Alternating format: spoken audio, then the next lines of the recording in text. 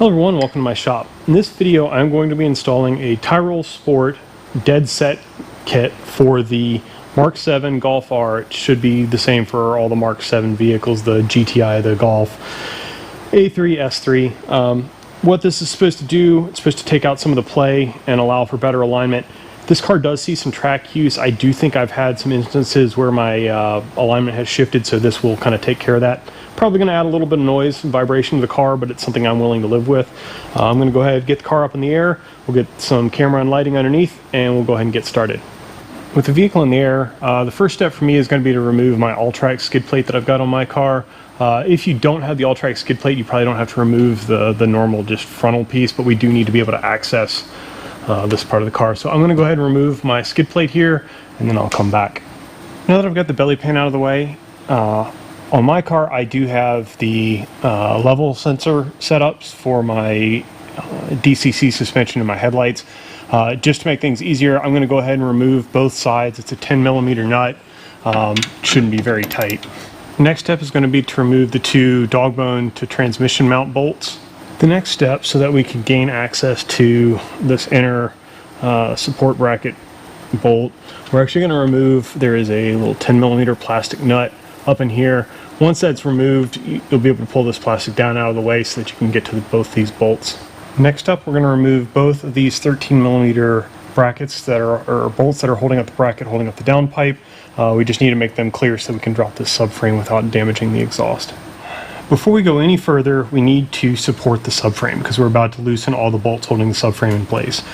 If you're low, you can use a jack. In my case, I'm using a stand for a lift. At this point, we're ready to remove the fasteners. So we've got a fastener here. We got the two fasteners up here that are going to get removed. And then the last fastener is actually up here. You can access it through this hole in the subframe, or in the lower control arm. So I'm going to go ahead and loosen all those bolts. I said you got one up there, this one here, the two up there on both sides. Be very careful as you're doing this. Monitor and make sure that nothing shifts too much. As I said, you do need to make sure that your subframe is supported as you do this. I have all the fasteners out now. The next step is going to be to make sure that you clean up all these surfaces. Hit all this with like a wire brush if you can. Make sure that you don't have any grease or anything in any of these areas. Same goes with the one up there. I'm going to clean all this up, and then we're going to work on lowering the subframe a little bit so that we can start getting the bushings into place. Now it's time to start lowering the subframe. The goal is, we've got these brass bushings. These are going to sit on the top side of the four bolt holes, you know, here, and the front two. So you need to get it down low enough that you can get this above it. So lower it gently, pay attention, watch what's going on around you, especially if you have it on a lift. Make sure none of your load shifts, but go ahead and lower this down slowly. So I've gotten the subframe down low enough now that I can actually insert that bushing into the top. You saw it fall right in there.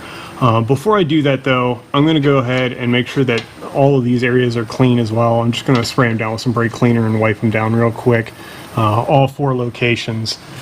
So at this point I have cleaned all four mounting locations, all 8 mounting locations actually. I sprayed everything down with a little bit of brake cleaner. I wiped everything down with a paper towel, and then I actually blew everything off with an air gun just to make sure that everything is dry and clean in here. I've also gone ahead and installed the brass centering bushings on top of all four of the main locations. So those are all in place now. The next step is going to be to take the longer bolts. There's 4 long bolts with the kit. Then you've got another brass or bronze bushing here. Go ahead and install the bronze bushing taper up onto the bolt. They do supply you with some copper anti-seize, and they do want you to pretty heavily coat these bolts. This is something specific to this kit, and the ARP fasteners, normally on the factory fasteners you would not put any anti-seize on these threads at all. So I've liberally coated this with copper anti-seize. They recommend you go ahead and start at the 2 front locations, so I'm going to go ahead and start snugging these up, but I'm not going to tighten them yet. So I'm just going to go ahead and get them a little bit snug. I'll do both sides, and then we'll come back and start working on the back ones. At this point, I have both front bolts started with that lower collar already installed on them. I've just snugged them up and taken the slack out until they reached basically the mating surface. I have not actually pulled this up yet. One thing to just be aware of, I did have to kind of shift this around a little bit to get it centered up on the subframe, or the subframe up on the bolts. At this point, we are ready to install the back brackets. There are left and right brackets. The dog ear on the side faces out, and these have their own locking collars built into them. Just like before you install the front fasteners, or I guess the rear subframe fasteners, once again we're going to liberally coat these with copper anti-seize that they provided with. Before we do the rear bolts for this, these are also going to get liberally coated with copper anti-seize. So I'm going to go ahead and get these in place. Said lubricate these up, and then we'll go ahead and talk about tightening everything up. At this point, I have been working on the 4 main bolts. I've just been working them up little by little. I have had to kind of shimmy and shake the subframe a little bit to try and get all the bolts and collars to line up. There were a couple that were being kind of a challenge. Just be very careful. Don't go just ramming the bolts in as you're doing this. At this point, I have the 2 side mounts up far enough, and I'm working on installing the last of the securing fasteners here. Once again, every one of these stainless steel ARP bolts have been liberally coated with anti-seize. So I'm going to go ahead and continue to snug up all these bolts until everything is snug, and I can remove the jack stand here. So I'm going to snug up all 4 plus the 4 smaller bolts, and then we'll come back and talk about torquing everything. So at this point, I have everything snugged up. Before I torque anything, you want to take a look and make sure the top of every single one of these brass bushings is flush up against the body. It's a little hard to see, obviously, in here. It's a little easier to see on the front ones. Said the bronze or brass bushing on the top should be flush up against the chassis. If it is not, you need to loosen everything and kind of reposition and re-snug everything up. I've gone ahead and snugged up for back bolts as well. At this point, we're going to snug up. We're going to actually torque the 4 main fasteners. Torque spec on this from Tyrolsport with these specialty fasteners is 70 Newton meters. No angle or anything else, just 70 Newton meters. So I'm going to go ahead, and they recommend you do a cross pattern, so I'm going to do front, right, left, rear, left, front, right, rear. I'm going to go ahead and torque all these up, and then we'll come back and do the 4 smaller ones. Now that the 4 main bolts are torqued to 70 Newton meters, which I forgot to say earlier is 52 foot-pounds, we're going to go ahead and torque the last 4 of these specialty ARP fasteners. Torque spec on them is 50 Newton meters, which is 37 or so foot-pounds. So once again, no angle, nothing special here. 50 Newton meters or 37 foot-pounds. So all of the bracket bolts are torqued at this point. Before I go any further, I'm going to go ahead and paint mark every one of these. Since these are not torque plus angle and they're specialty fasteners, I want some kind of mark on them so that I'll be able to tell if they've ever moved in the future. So I'm just going to go ahead, use a red paint pen, and just mark from the fastener onto the bracket at every fastener. Sorry for the background noise, it's raining pretty good here. The next step is going to be to get your 2 transmission mount bolts back in. You may have to kind of wiggle and move some stuff around. In case you didn't pay attention before, there's a short bolt and a long bolt. Long bolt goes in the rear. So I'm going to go ahead and work on getting that started.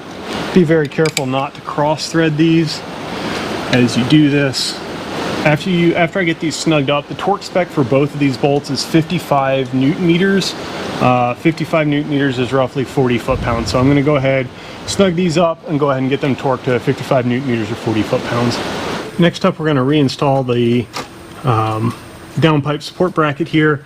These fasteners are only 13 Newton meters, which is 115 inch-pounds, just under 10 foot-pounds.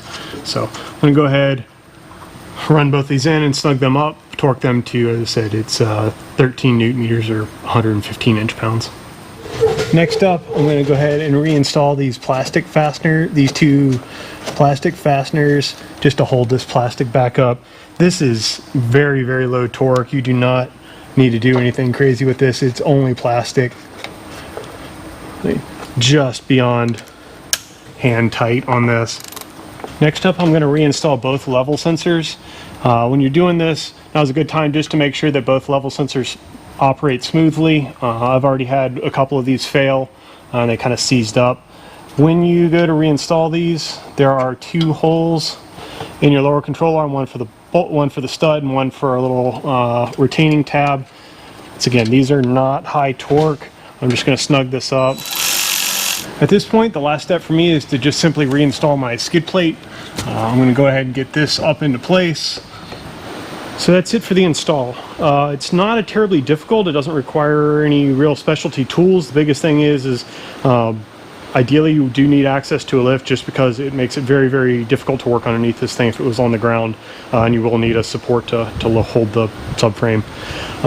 We'll see how this does. This is very important to go get an alignment after doing this, because some of your subframe, with your subframe moving, your lower control arms moved, therefore your suspension alignment changed. So definitely go get an alignment after doing this. If there are any questions, leave them in the comments below. Thanks for watching. Please like and subscribe, and check back later. This thing's going back to the track hopefully in the next month or two.